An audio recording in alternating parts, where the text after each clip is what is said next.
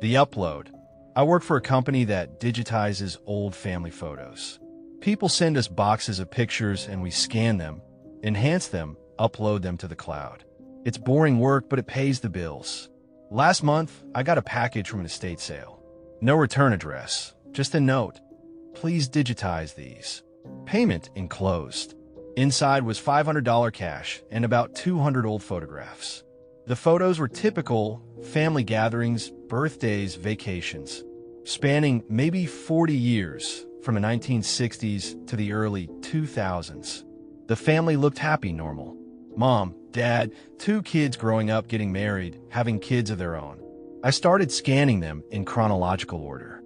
Everything was routine until I got to a photo from what looked like the 1980s. A family barbecue, everyone smiling at the camera. But in the background, barely visible behind a tree, was another person. Someone who wasn't part of the family. I enhanced the image. The figure was tall, wearing dark clothes, face obscured by shadows. Probably just a neighbor or friend who happened to be in the shot. But then I found the figure in another photo. A Christmas morning scene from 1987. The family was opening presents, and there, visible through the window, was the same tall figure, standing in the yard, facing the house. I started looking more carefully. The figure appeared in dozens of photos, always in the background, always watching. Birthday parties, graduations, weddings, it was there for everything, but never acknowledged, never part of the group. The strangest part was how the figure seemed to age backwards.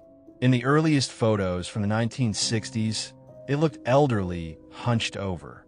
But as the years progressed, it appeared younger, straighter, more defined. By the time I reached the photos from the 1990s, the figure was clearly visible in almost every shot, and the family members had started to look different, tired, scared. They still smiled for the camera, but their eyes were hollow. The last photo in the collection was from 2003, a funeral.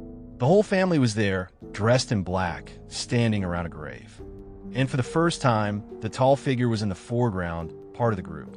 It was wearing a suit, looking almost normal except for its face. Its face was a perfect mirror of the man in the coffin. I tried to research the family, but I couldn't find any records.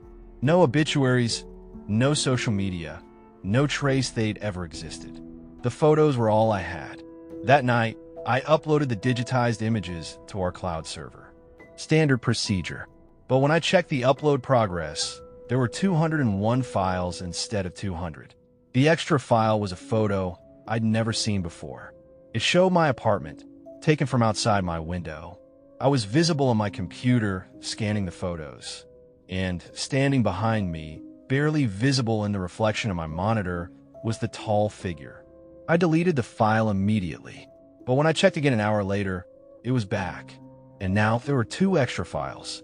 The second one showed me deleting the first photo. I called my supervisor, but it was 2 a.m. and he didn't answer. I tried to delete all the photos from the server, but my access was denied. The system said the files were protected by administrator. I don't have administrator access. No one in my company does except the owner, and he's been dead for 3 years. By morning, there were dozens of new photos on the server.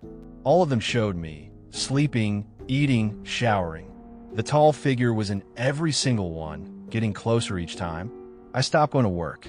I stopped leaving my apartment, but the photos kept appearing. Now they showed the inside of my apartment, taken from impossible angles. The figure is always there, always watching. I'm writing this because I found something in the metadata of the original photos. GPS coordinates, timestamps, even the camera serial numbers. But according to the data, all 200 photos were taken on the same day, tomorrow. I don't know what that means, but I can hear footsteps in the hallway outside my apartment. Slow, deliberate footsteps that stop right outside my door. The doorknob is turning. If you're reading this, don't digitize old photos. Some memories are meant to stay buried. Make sure to subscribe, like, and share for more stories.